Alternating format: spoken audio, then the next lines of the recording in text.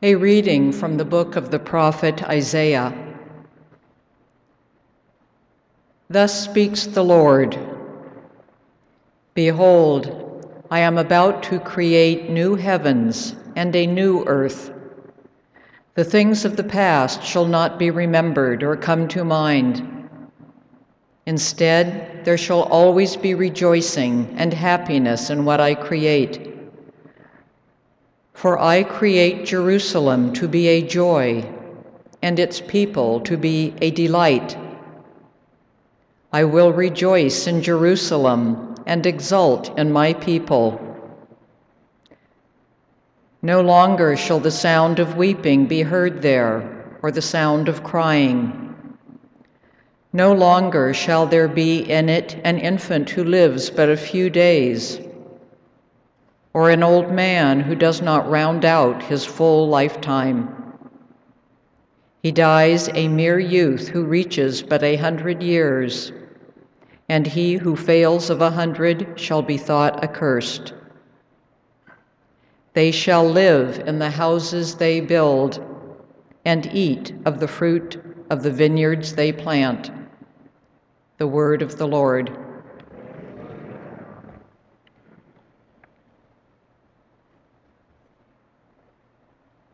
I will praise you, Lord, for you have rescued me.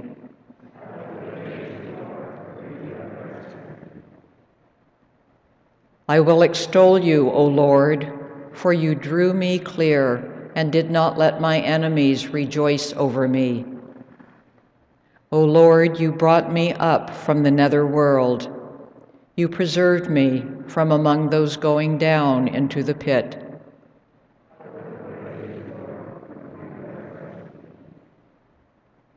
Sing praise to the Lord, you his faithful ones, and give thanks to his holy name. For his anger lasts but a moment, a lifetime his goodwill. At nightfall weeping enters in, but with the dawn rejoicing.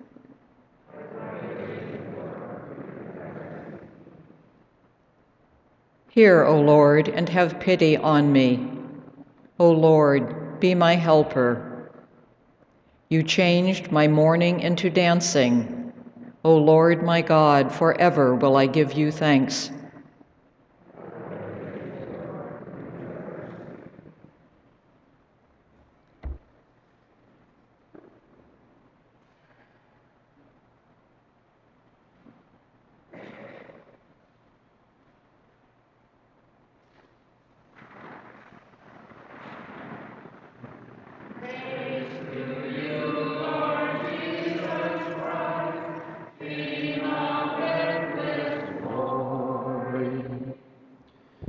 Seek good and not evil, so that you may live, and the Lord will be with you.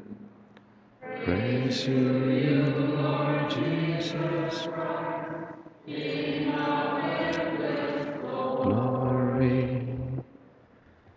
The Lord be with you. A reading from the Holy Gospel according to St. John.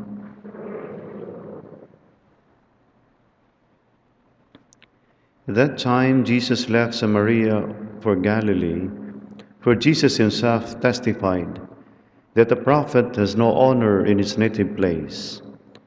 When he came into Galilee, the Galileans welcomed him, since he had seen all he had done in Jerusalem at the feast, for they themselves had gone to the feast. Then he returned to Cana in Galilee, where he had made the water wine. Now there was a royal official whose son was ill in Capernaum.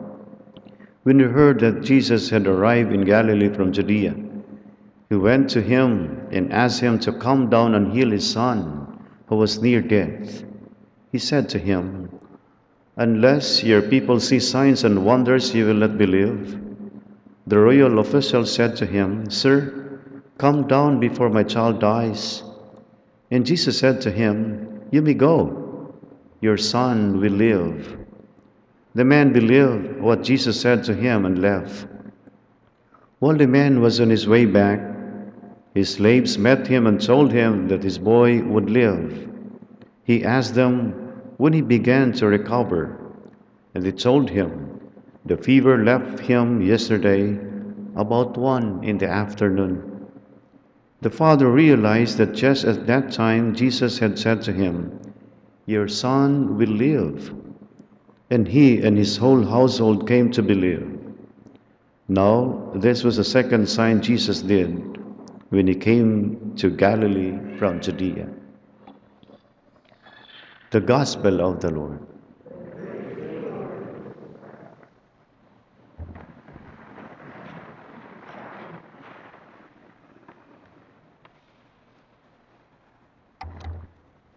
Good morning. Yesterday was the Litari Sunday, and Litari means the joy in the time of Lent. There is joy in Lent because we see not the death of the Lord, but we see the glorious resurrection of the Lord. And it gives us hope. And I think we have more strength, and the more because this is the year of mercy. And I think everyone is telling about the grace that we receive in the 24-hour adoration. And I think the blessing would not only for those who have come, but for everybody and for our parish. And I think for the hope of our Pope also, for all peoples in the world, to be drawn in the mercy of the Lord, to be drawn back into reconciliation with God. Well, for today in our Gospel, it tells us about the story in Cana again. Cana in Galilee. And Cana is the place where Jesus has revealed his first miracle, turning water into wine. But I do not know, I remember last month, we did not have water over here.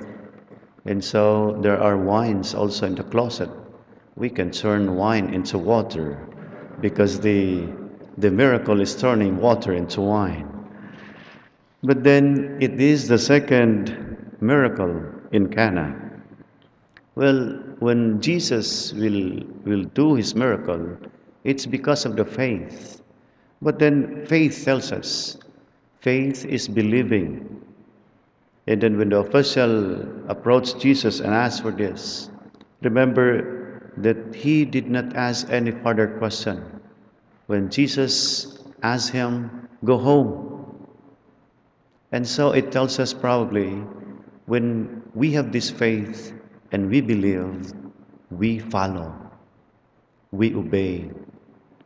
Sometimes obedience is hard, but then when we have faith, when we believe, it's easy to follow. And so we'll ask for this, like Lent, prayer, fasting, and abstinence.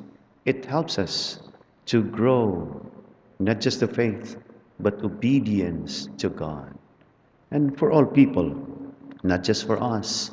And like the feast for today, Saint Perpetua and Felicity, when they were thrown into the arena of martyrdom, people have seen the joy in their faces, just to follow, just to obey the faith, to express and to stand with the faith in God.